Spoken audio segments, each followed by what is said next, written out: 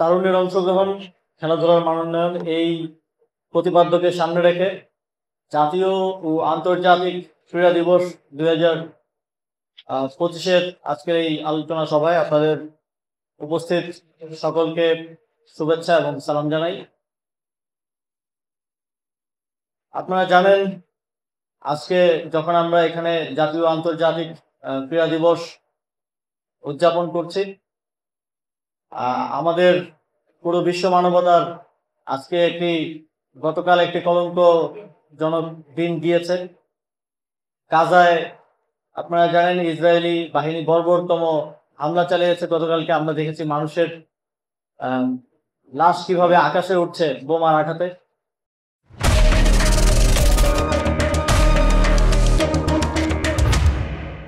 আমরা গাজার সেই মজলুম জনগণের প্রতি আমাদের সহমর্মিতা এবং সমর্থন জানাতে চাই আজকের এই দিনে, এবং পুরো পৃথিবী থেকে এরকম যত মানবতা বিরোধী কার্যক্রম আছে বাংলাদেশও সাম্প্রতিক সময়ে আমরা দেখেছি, সেগুলো চিরতরে বন্ধ হোক এই প্রত্যাশা জানাতে চাই। আপনারা জানেন, অন্তর্বর্তীকালীন সরকার দায়িত্ব গ্রহণ করার পর থেকে ক্রীড়া ক্ষেত্রে কিছু পলিসি নিয়ে কাজ করছে, যার মধ্যে অন্যতম প্রধান হচ্ছে বিগত সময়ে বিভিন্ন সেক্টরকে যেভাবে ধ্বংস করা হয়েছে, ঠিক একইভাবে ক্রীড়া ক্ষেত্রেও আমাদের ফেডারেশনগুলো এবং উপজেলা, জেলা এবং বিভাগীয় ক্রীড়া সংস্থাগুলো অনেকাংশেই রাজনৈতিকভাবে বেদখল হয়েছিল। আমরা চাই যেই সরকারি ক্ষমতায় থাকুক, বাংলাদেশ যেই পরিস্থিতিতে যাক না কেন, ক্রীড়া ক্ষেত্রটা প্রকৃত যারা ক্রীড়া সংগঠক, যারা সাবেক ক্রীড়াবিদ আছেন, ক্রীড়া সংশ্লিষ্ট ক্রীড়ানুরাগী, তাদের হাতে থাকা উচিত এবং তাদের হাতে নিরাপদ এবং প্রসপারিটিটা তাদের হাত ধরেই আসবে। অন্তর্বর্তীকালীন সরকার সেই উদ্দেশ্য এবং লক্ষ্যকে সামনে রেখে ক্রীড়া ফেডারেশনগুলোতে পরিবর্তন এবং ক্রীড়া ফেডারেশনগুলোর কমিটি পুনর্গঠনের কার্যক্রম চলমান আছে।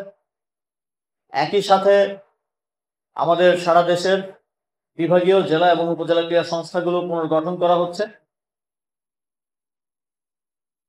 এর বাইরেও বিভিন্ন ফেডারেশনের এবং এনএসসিরও যেই গঠনতন্ত্র আছে, সেখানেও আমরা কিছু সংস্কারের উদ্যোগ হাতে নিয়েছি। এই প্রক্রিয়ায় আপনারা যারা আছেন বিভিন্ন ফেডারেশনের দায়িত্বশীল এবং স্পোর্টস সেক্টরের বিভিন্ন ভাবে সংযুক্ত, সকলের সহযোগিতা এবং সমর্থন প্রত্যাশা করছি।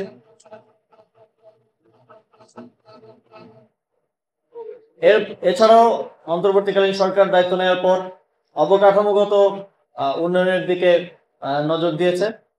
আমরা ইতিমধ্যেই সংযুক্ত আরব আমিরাতের থেকে সহায়তা চেয়েছিলাম একটা স্পোর্টস ভিলেজ করার জন্য। আমাদের মাননীয় প্রধান উপদেষ্টা তিনি যখন সফরে গেলেন গত মাসে, তিনি সংযুক্ত আরব আমিরাতে আমাদের পক্ষ থেকে এই কথাটা উল্লেখ করেছেন, এবং আপনারা জেনে খুশি হবেন যে সংযুক্ত আরব আমিরাতের আর্থিক সহযোগিতায় সারা দেশে 8টি বিভাগে 8টি স্পোর্টস হাব করার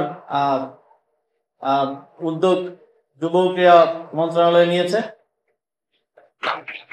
আমরা স্পোর্টসকে বিকেন্দ্রীকরণ করতে চাই, সেই জায়গা থেকে শুধু ঢাকায় একটি সেন্ট্রাল স্পোর্টস ভিলেজ না করে প্রতিটি বিভাগে একটা যদি স্পোর্টস ফ্যাসিলিটি থাকে, তাহলে আমরা মনে করি যে সারা দেশে এই স্পোর্টসের অংশগ্রহণটা আরো বেশি বৃদ্ধি পাবে এবং আমাদের প্রান্তিক খেলোয়াড়রাও খেলাধুলায় অংশগ্রহণ করতে আরো বেশি আগ্রহী হবেন। এছাড়াও অ্যাডভান্স লেভেল ট্রেনিং এর জন্য স্পোর্টস ইনস্টিটিউটের কার্যক্রম চলমান আছে। আমরা আশা করছি খুব দ্রুত সময়ের মধ্যেই স্পোর্টস ইনস্টিটিউটের কার্যক্রম শুরু হয়ে যাবে। আমাদের যেই কম্পিটিটিভ বিভিন্ন ইন্টারন্যাশনাল গেমসে যেখানে আমাদের খেলোয়াড়রা যান, আপনারা জানেন তারা একটা 1 মাস কিংবা 2 মাস মেয়াদি হয়তো ট্রেনিং কিংবা ফেডারেশনের নিজস্ব উদ্যোগে কিছু ট্রেনিং এর সুযোগ পান। এর বাইরে দীর্ঘদিন অ্যাডভান্স লেভেল ট্রেনিং এর সেরকম সুযোগ পান না। সেই জায়গা থেকে আমরা এই স্পোর্টস ইনস্টিটিউট প্রতিষ্ঠার উদ্যোগটা নিয়েছি, এবং এখানে আমরা আমাদের যেই সম্ভাবনাময়ী খেলোয়াড়রা আছেন, যাদের মাধ্যমে আমরা আন্তর্জাতিক পরিসরে আরো বড় বড় অর্জন দেশের জন্য বয়ে আনতে পারেন, তাদেরকে যথাযথ ট্রেনিং এবং যথাযথ ফ্যাসিলিটিস প্রদানের জন্য এই স্পোর্টস ইনস্টিটিউট কাজ করবে। এছাড়াও আমাদের ন্যাশনাল স্পোর্টস কাউন্সিলের একটা জায়গা আছে গুলশানে, আমরা সেটা আবিষ্কার করলাম এবং সেখানে কিছু জটিলতা ছিল, সেগুলো আমরা নিরসন করেছি। সেখানে আমরা একটা আরবান স্পোর্টস সেন্টার করার পরিকল্পনা হাতে নিয়েছি। বিশেষত ইনডোর গেমস যেগুলো আছে, সেই ফেডারেশনগুলোকে, আমাদের অনেকগুলো ফেডারেশন আছে, আমরা জানি যে অনেকের অফিস নেই, অথবা থাকলেও এই জাতীয় স্টেডিয়াম কিংবা ছোটখাটো কোনো জায়গায় আপনারা কষ্ট করে কাজ করে থাকেন। সেই জায়গা থেকে ইনডোর যে গেমসগুলো আছে আমরা চেষ্টা করব সেই আরবান স্পোর্টস সেন্টারে আপনাদের অফিস সহ আরো খেলাধুলার যে ফ্যাসিলিটিস গুলো আছে সেগুলো গড়ে দেওয়ার জন্য। সেটাও এই নেক্সট ফাইন্যান্সিয়াল ইয়ারে আশা করি আমরা সেই আরবান স্পোর্টস সেন্টারের কার্যক্রম শুরু করতে পারব। সর্বোপরি ক্রীড়াক্ষেত্রের মানোন্নয়নের জন্য আপনারা অন্তর্বর্তীকালীন সরকারকে সহযোগিতা করে যাচ্ছেন এবং আমরা বিগত 7 মাসে দেখেছি আমাদের অনেকগুলো ক্ষেত্রে জাতীয় এবং আন্তর্জাতিক পর্যায়ে খুবই ঈর্ষণীয় অর্জন আমাদের ক্রীড়াবিদরা নিয়ে এসেছেন। সেই জন্য যারা এই অর্জন এনে বাংলাদেশের মুখ পৃথিবীর মুখে উজ্জ্বল করেছেন, সকলকে অভিনন্দন এবং ধন্যবাদ জানাতে চাই। এবং ফেডারেশনের যারা দায়িত্বে আছেন, আপনাদের কাঁধে ভর করেই আমাদের ক্রীড়াক্ষেত্রের মানোন্নয়ন হবে বলে আমরা বিশ্বাস করি।